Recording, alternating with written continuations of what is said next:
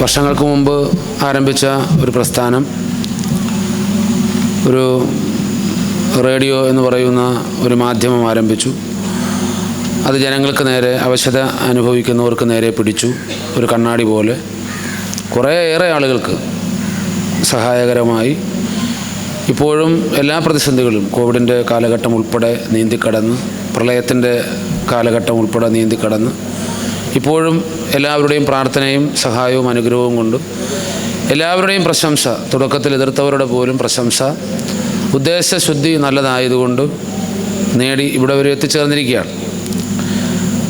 ഒരു പബ്ലിസിറ്റിക്ക് വേണ്ടിയിട്ടല്ല, ഒരു കുടുംബത്തിന് ആവശ്യമുള്ള മുഴുവൻ ഭക്ഷ്യധാന്യങ്ങളും ചിലപ്പോൾ ആരോടും പറയാതെ തന്നെ, ആളില്ലെങ്കിൽ ആ വീട്ടിൻ്റെ വരാന്തയിൽ ദൈവം വെച്ചിട്ട് പോകുന്നത് പോലെ വെച്ചിട്ട് പോകുന്ന, ദൈവത്തിൻ്റെ സ്വന്തം പദ്ധതി എന്ന് പറഞ്ഞാൽ അതിശയോക്തി ഇല്ലാത്ത ഒരു വലിയ പദ്ധതിയാണ്. ഈ പദ്ധതിക്ക് ധനം കൊടുക്കുന്ന, രഹസ്യമായി കൊടുക്കുന്ന പല ആളുകളുമാണ് ഇവിടെ ഇരിക്കുന്ന ബഹുഭൂരിപക്ഷം പേരും. രണ്ട് കൂട്ടരാണ്. ഒന്ന്, പണം കൊടുക്കുന്നവർ. രണ്ട്, അതിൻ്റെ ആനുകൂല്യമല്ല, ഔദാര്യവുമല്ല, ആ സ്നേഹം ഏറ്റുവാങ്ങുന്നവർ.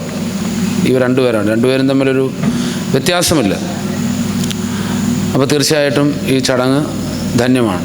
ഒന്ന്, പ്രിയപ്പെട്ട ജെബി മേത്തർ എംപിയുടെ സാന്നിധ്യമാണ്. ഇവിടെ സൂചിപ്പിച്ചതുപോലെ എനിക്ക് വർഷങ്ങളായി അടുപ്പമുള്ള എൻ്റെ ഒരു സഹോദരിയാണ്. ഒരുപാട് വർഷക്കാലത്തെ അടുപ്പമുണ്ട്. ജെബി മേത്തർ ഒരു സമ്പന്ന കുടുംബത്തിൽ ജനിച്ചതാണെന്ന് പറയാം. എല്ലാവരും വിവിധ തലങ്ങളിൽ തിളങ്ങി നിൽക്കുന്ന ആളുകളാണ്, അദ്ദേഹത്തിൻ്റെ പിതാവ് ഉൾപ്പെടെ. പക്ഷേ പലപ്പോഴും ജെബി ദേഷ്യപ്പെടുന്നത്, വഴക്കിടുന്നത്, പ്രവർത്തിക്കുന്നത് പാവപ്പെട്ട സാധാരണക്കാരായിട്ടുള്ള ആളുകൾക്ക് വേണ്ടിയിട്ടാണ്. സാധാരണഗതിയിൽ ഒരു സഹോദരി രാഷ്ട്രീയ രംഗത്തേക്ക്, പൊതുരംഗത്തേക്ക് ഇറങ്ങുന്നതിനേക്കാൾ വേഗത്തിൽ വീട്ടിൽ കയറുന്ന തരത്തിൽ നമ്മുടെ സമൂഹം ദുഷിപ്പ് പറയും, ആരോപണങ്ങൾ പറയും, ആവശ്യമില്ലാത്ത ഒരുപാട് വർത്തമാനങ്ങൾ പറയും. പക്ഷേ ഈ നിമിഷം വരെയും പ്രിയപ്പെട്ട ജെബി മേത്തറെ സംബന്ധിച്ച് അങ്ങനെ ഒരു ആരോപണം പറയുവാൻ നിന്നുകൊടുക്കാത്ത, വളരെ തലയെടുപ്പോടുകൂടി തൻ്റെ ആദർശങ്ങൾ ഉയർത്തിപ്പിടിച്ച് 100% ഒരു വിശ്വാസിയായും എന്നാൽ മതേതരത്വത്തിൽ അടിയുറച്ചു നിന്നുകൊണ്ടും സംസ്ഥാനത്താകമാനം സഹോദരിമാരുടെ പ്രീതിക്ക് പാത്രമായിട്ടുള്ള ഒരു നല്ല പൊതുപ്രവർത്തകയാണ്. MP ആകാനും MLA ആകാനും പറ്റുന്നതിനേക്കാൾ പാടാണ് ഒരു പഞ്ചായത്ത് അംഗമാകാൻ.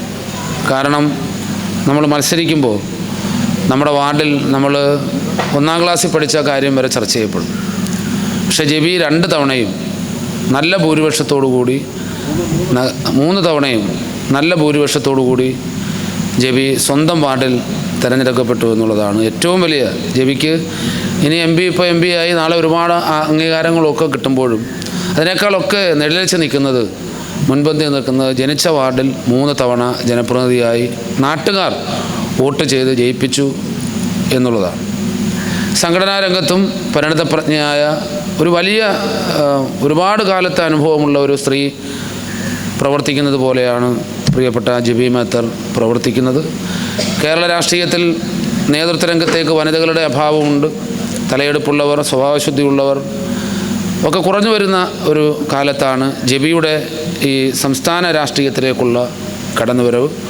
പാർലമെൻറ്റ് അംഗമായി ഈ രാജ്യത്തിൻ്റെ മതേതരത്വം സംരക്ഷിക്കുവാൻ പാർലമെൻറ്റിനകത്ത്, രാജ്യസഭയിൽ അതിശക്തമായി പോരാട്ടം നടത്തുന്ന പ്രിയപ്പെട്ട ജെബി മേത്തറെ എനിക്ക് അഭിമാനമുണ്ട്.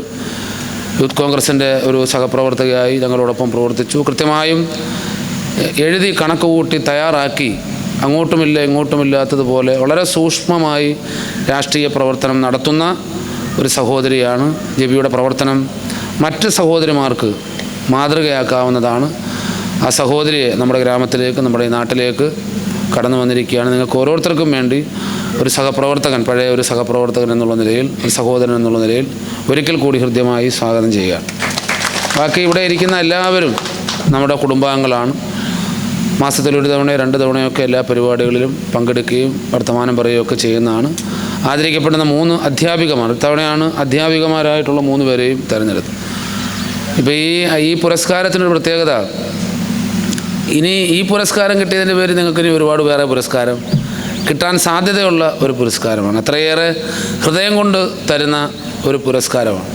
അധ്യാപക രംഗത്ത് വളരെ ആത്മാർത്ഥമായി പഠിപ്പിക്കുക, പുസ്തകം മുടക്കുക, ശമ്പളം വാങ്ങിക്കുക എന്നുള്ളതിനപ്പുറത്ത് അധ്യാപനത്തിൻ്റെ സാങ്കേതികത്വത്തിനപ്പുറത്ത് ഓരോ കുട്ടിയുടെയും മനസ്സിലേക്ക് ഇറങ്ങിച്ചെല്ലുകയും എങ്ങനെയായിരിക്കണം ഒരു നല്ല വിദ്യാർത്ഥി വളർന്നു വരേണ്ടുന്നത് എന്നുള്ളത് തൻ്റെ ജോലിയെ ബാധിക്കുമോ, തന്നെ ആളുകൾ ശിക്ഷിക്കുമോ എന്ന് നോക്കാതെ വളരെ മാതൃകാപരമായി വിദ്യാർത്ഥികളെ വാർത്തെടുക്കുവാൻ അധ്യാപകർ കാണിക്കുന്ന ആ കഴിവിനാണ് ഇവിടെ ഈ ഗുരുശ്രേഷ്ഠ പുരസ്കാരം കൊടുക്കുന്നത്. നേരത്തെ കൊടുത്തിട്ടുള്ളവരും വാങ്ങിച്ചിട്ടുള്ളവരും എല്ലാം പ്രഗത്ഭമതികളാണ്. ഇപ്പോൾ തിരഞ്ഞെടുക്കപ്പെട്ട 3 അധ്യാപികമാർ, 3 പേരുടെയും വിശേഷണങ്ങൾ ഞാൻ പറയുന്നില്ല, എനിക്ക് നേരിട്ട് അറിയാവുന്ന അധ്യാപികമാരാണ്. അതിവിടെ അവാർഡ് കൊടുക്കുമ്പോൾ പറയും. അപ്പോൾ എന്തുകൊണ്ടും ഈ സായാഹ്നം മനോഹരമാണ്. ഒരുപാട് കാര്യങ്ങൾ പറയണമെന്നുണ്ട്, കുറേ കാര്യങ്ങൾ അദ്ദേഹം പറഞ്ഞു. അപ്പോൾ അത് പിന്നീട് ഒരിക്കലാകാം. അപ്പോൾ ഈ ചടങ്ങിൽ പങ്കെടുത്ത എല്ലാവരെയും ഞാൻ അഭിവാദ്യം അർപ്പിച്ചുകൊണ്ട് നിർത്തുന്നു. നന്ദി, നമസ്കാരം.